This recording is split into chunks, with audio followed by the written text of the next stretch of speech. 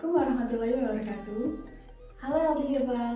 Nah, kali ini saya akan menjelaskan tentang sistem imun spesifik dan sistem imun non-spesifik. Sebelumnya, udah tahu kan apa itu sistem imun? Oke, kita ingat-ingat lagi ya. Jadi, sistem imun atau sistem pertahanan tubuh adalah semua mekanisme yang digunakan tubuh untuk mempertahankan keutuhan tubuh sebagai perlindungan terhadap bahaya yang dapat ditimbulkan berbagai bahan dalam lingkungan hidup. Nah, dalam pertahanan tubuh terhadap mikroorganisme timbul suatu respon imun. Respon imun ada dua macam hal yang biasanya kita sebut dengan sistem imun. Terus apa aja macamnya? Nah, macamnya itu ada sistem imun spesifik dan sistem imun non spesifik. Yuk kita pelajari lebih dalam lagi.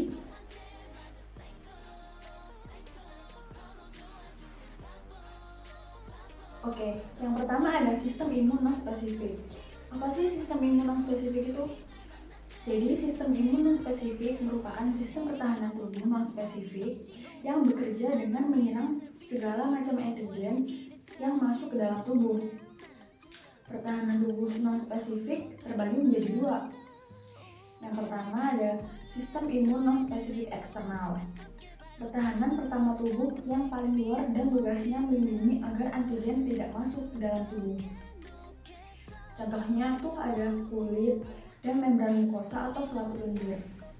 Seperti yang kita tahu, membran mukosa adalah kelenjar yang menghasilkan sekresi berupa lendir. Membran mukosa melapisi beberapa organ dalam seperti paru-paru, saluran pencernaan, serta beberapa bagian tubuh yang terpapar lingkungan luar seperti telinga, kelopak mata, dan juga lubang hidung. Nah, air mata juga termasuk ke dalam pertahanan non-spesifik eksternal karena air mata membuang segala macam partikel asing yang masuk ke mata. Kemudian yang kedua ada sistem imun non-spesifik internal. Ini merupakan pertahanan kedua tubuh nih. Maksudnya, sistem ini akan bekerja jika ada antigen yang berhasil masuk ke dalam tubuh. Pertahanan ini berupa sel darah putih atau leukosit, sel pembunuh alami atau yang biasa disebut natural killer cells, dan peradangan. Sel darah putih di sini terdiri dari neutrofil, monosit, dan eosinofil. Sel pembunuh alami atau natural killer cells bertugas untuk membunuh sel-sel yang terinfeksi. Tapi kenapa diberi nama sel pembunuh alami ya? Karena sel-sel ini bisa langsung bereaksi untuk membunuh sel yang terinfeksi tanpa harus melakukan aktivasi. Makanya disebut sel pembunuh alami atau sel NK, natural killer.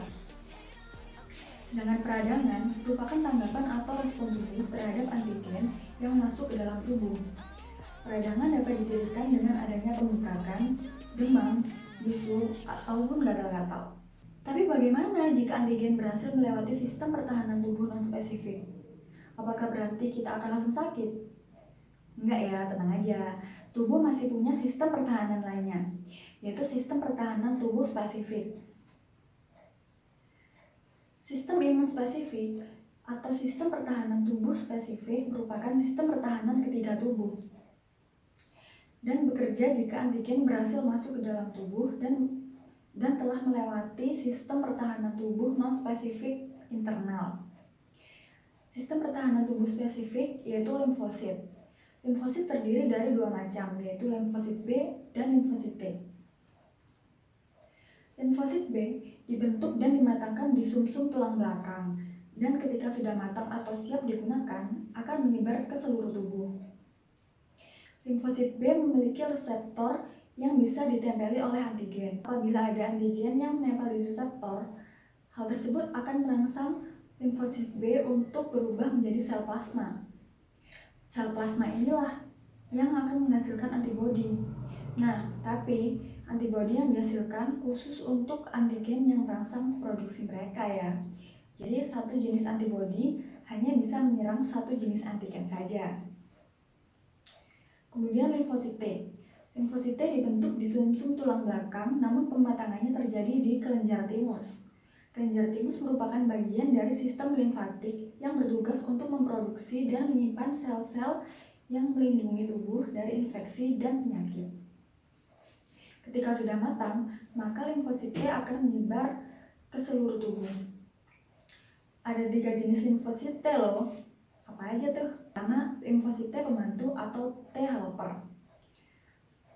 Tugasnya yaitu membantu limfosit mengenali antigen. Kemudian yang kedua adalah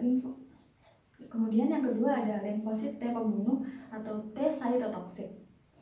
Tugasnya menghancurkan sel yang terinfeksi antigen. Kemudian yang ketiga ada limfosit T suppressor atau memori. Tugasnya untuk mengingat antigen yang pernah menyerang tubuh. Terus apa aja sih perbedaan sistem imun spesifik dan sistem imun non-spesifik? Jadi, sistem imun spesifik itu bersifat memori, yaitu diperlukan pajanan pertama untuk membentuk antibodi yang efektif. Cara kerja tidak secepat non-spesifik, namun kemampuan meningkat karena memorinya. Didominasi limfosit B dan limfosit T yang berasal dari sel progenitor limfoid. Sistem imun spesifik ini juga dihasilkan pada sel plasma. Kemudian, sistem imun spesifik ini memiliki kemampuan untuk membentuk antibodi sehingga mengenali substansi atau benda yang dianggap asing dan dimusnahkan.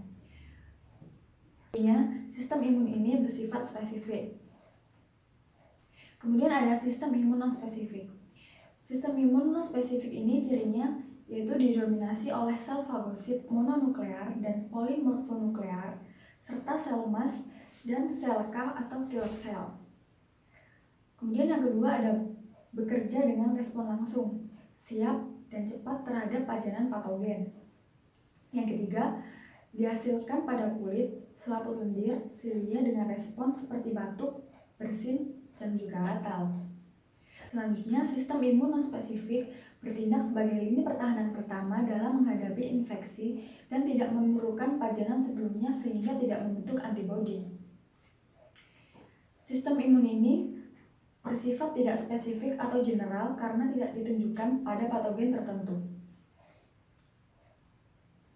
Lalu, bagaimana sih bentuk kerjasama antara sistem imun spesifik dan sistem imun non-spesifik di dalam tubuh? Nah, jadi ketika suatu antigen atau suatu mikroorganisme asing seperti bakteri dan virus masuk ke dalam tubuh kita, yang pertama kali mereka temui adalah sistem imun non-spesifik eksternal. Kemudian setelah itu mereka akan bertemu dengan sistem imun non-spesifik internal. Yang mana seperti tadi di awal pembahasan, sistem imun non-spesifik eksternal yang menjadi pertahanan tubuh pertama dan terluar yaitu adalah kulit dan membran mukosa atau selaput lendir. Sedangkan sistem imun non-spesifik internal yang mana merupakan pertahanan tubuh kedua yaitu adalah sel darah putih atau leukosit, sel pembunuh alami atau yang biasa disebut natural killer cells, dan peradangan. Kemudian, setelah berhasil melewati sistem imun non-spesifik internal, barulah antigen tersebut bertemu dengan sistem pertahanan tubuh yang ketiga, ialah sistem imun spesifik yaitu limfosit. Nah, masih ingat kan kalau tadi limfosit itu terdiri dari 2 macam, yaitu limfosit B dan limfosit T. Apabila ada antigen yang masuk ke dalam sebuah sel, maka pada respon imun spesifik akan ada sel T pembantu atau sel T helper yang akan mengatur tugas dari sel limfosit lainnya, baik itu sel T cytotoxic maupun sel limfosit B dan juga makrofag. Jadi, jika tubuh tidak memiliki sel T helper dan pertahanan tubuh hanya bertahan sampai di sistem imun non-spesifik, maka di dalam tubuh kita tidak akan ada terbentuknya antibodi. Tidak mungkin ada pembunuhan oleh sel T killer maupun aktivasi makrofag.